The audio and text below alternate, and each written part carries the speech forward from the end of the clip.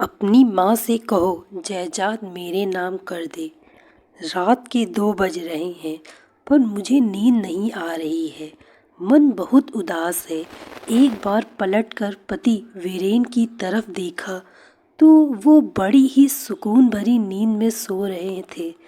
एक बार तो देखकर मन घृणा से भर गया। पिछले कुछ दिनों में जो कुछ भी घटा है मेरे साथ, उसने मुझे सोचने पर मजबूर कर दिया है। मेरा तो कोई अस्तित्व ही नहीं है। जिसने जैसा चाहा वैसा चलाया और अब जैसा चाह रहे हैं वैसे ही सांचे में ढालने की कोशिश कर रहे हैं, और उसमें मेरे पति का योगदान सबसे ज़्यादा है। मेरा नाम सोनिया वर्मा है। मैं अपने ससुराल में छोटी बहू हूँ। मेरे ससुराल में मेरी सास सरला जी, मेरे पति वीरेन और मैं और हमारा एक बेटा है। अब आते हैं असल मुद्दे पर। दरअसल अभी 1 महीने पहले मेरे पिता का आकस्मिक निधन हो गया। घर में माँ के अलावा कोई नहीं बचा। मैं अपने माता पिता की इकलौती संतान हूँ। मम्मी पापा बताते थे कि मेरे जन्म के 2 साल बाद एक बेटा हुआ था, पर वह 2 दिन से ज़्यादा जी नहीं पाया।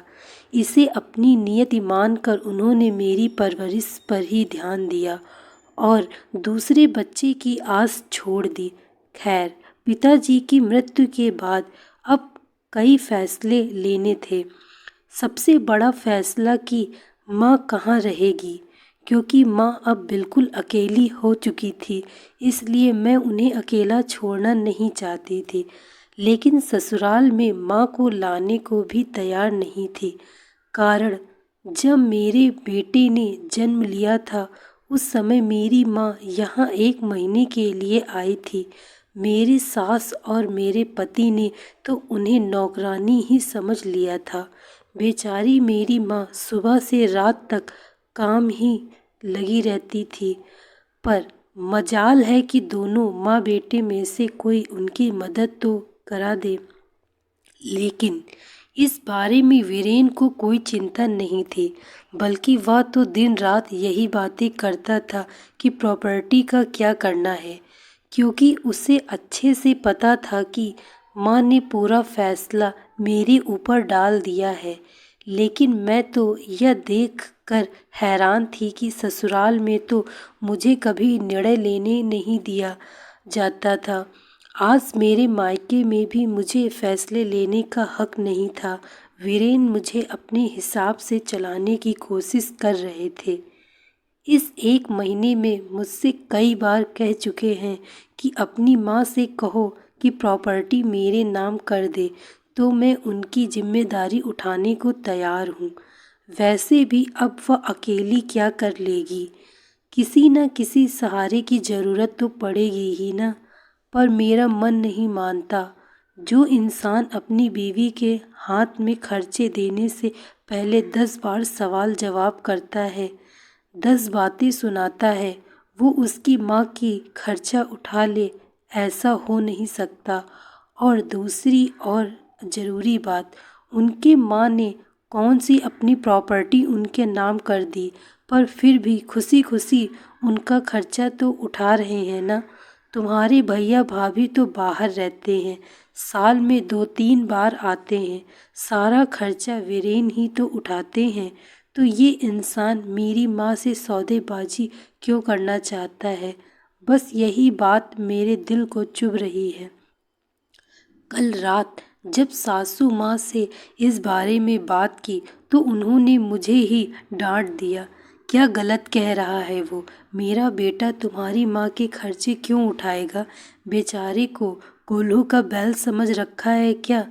पर माँ जी, जैसे आप हमारी जिम्मेदारी हो वैसे ही मेरी माँ भी तो हमारी जिम्मेदारी है ना। तू मेरी बराबरी अपनी माँ से कर रही है।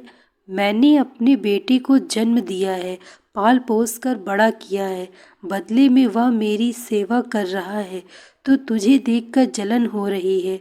इतना ही सेवा करवाने का शौक था तो एक बेटा और पैदा कर लेती तेरी माँ।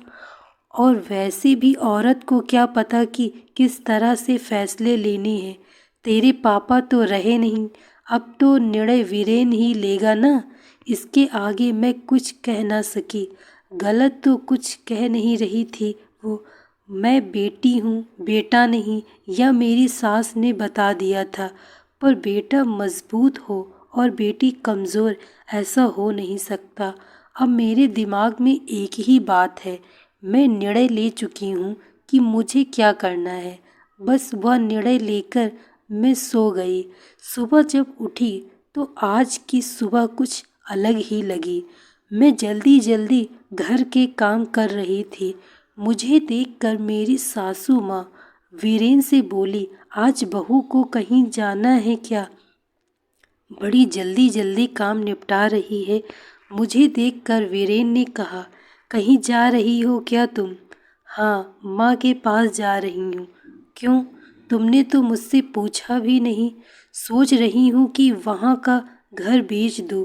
बात सुनकर वीरेन के चेहरे पर चमक आ गई। इससे पहले कि वीरेन कुछ कहता, मैंने कहा, सोच रही हूँ कि वहाँ की प्रॉपर्टी बेचकर यहाँ माँ के नाम से एक छोटा सा मकान ले लूँ और बाकी पैसे माँ के नाम से अकाउंट में ट्रांसफ़र कर दूँ। माँ के खर्चों में काम आएंगे। माँ पास में रहेगी तो मैं भी उन्हें आसानी से दिन में जाकर संभाल लूँगी। तुम्हारी इतनी हिम्मत कि तुम मेरे फैसले के ऊपर जाओ। देख रहा हूँ बहुत ज़्यादा बोलने लगी हो आजकल। मैं आपके फैसले के ऊपर कहाँ जा रही हूँ? मैंने कभी ससुराल में बीच में नहीं बोला। कभी किसी निर्णय में आपने मुझे साथ में नहीं लिया। अब तो मेरे मायके से संबंधित फैसला लेना है और वह मैं ले सकती हूँ। मेरी माँ है, उन्होंने मुझे जन्म दिया है, तो उनके बारे में सोचने की जिम्मेदारी मेरी है ना। अगर मैं नहीं सोचूंगी तो लोग सौदेबाजी करने को तैयार हो जाएंगे और वो मुझे मंजूर नहीं। बहू अपनी माँ के लिए तू हमसे लड़ने को तैयार है। अब की बार बीच में मेरी सास बोली, देखिए माँ जी, कल आप ही ने मुझे यह रास्ता बताया था। आपने कहा था कि मेरा बेटा है, वह तुम्हारी माँ की जिम्मेदारी क्यों उठाएगा। इसी तरह मैं अपनी माँ की बेटी हूँ।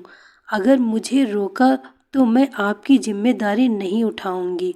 आप अच्छी तरह से याद रखिएगा, आपका बेटा सिर्फ कमाता है, पर इस मकान को घर मैं बनाती हूँ।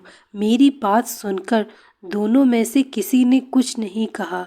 जानती हूँ नाराज है, तो नाराज रहने दो। इनकी नाराज़गी के चलते मेरी माँ को मुझे मोहताज थोड़ी ना करना है। बस फटाफट अपना काम निपटा कर मैं चल पड़ी थी अपने फैसले को अमल करने। क्यों लोग भूल जाते हैं वो बहू के साथ साथ एक बेटी भी है। अगर उसके ऊपर सास और ससुराल की जिम्मेदारी है तो फिर जिसने उसको जन्म दिया उसकी जिम्मेदारी वो क्यों नहीं निभा सकती है। शादी के बाद तो हर लड़की को इतनी आज़ादी होनी चाहिए कि वो अपने माँ बाप के फ़र्ज़ को भी पूरा कर सके और उसको पूरा करने में अगर आप उसका साथ नहीं दे सकते तो उसको रोकने का भी अधिकार आपका नहीं है। दोस्तों, मैं आशा करती हूँ आपको यह कहानी अच्छी लगी होगी। यदि कहानी अच्छी लगी हो तो वीडियो को लाइक तथा चैनल को सब्सक्राइब अवश्य करें। आने वाली ऐसी ही कहानियों को सुनने के लिए बेल आइकन को प्रेस करें। Thank you so much watching this video. Like, share and subscribe.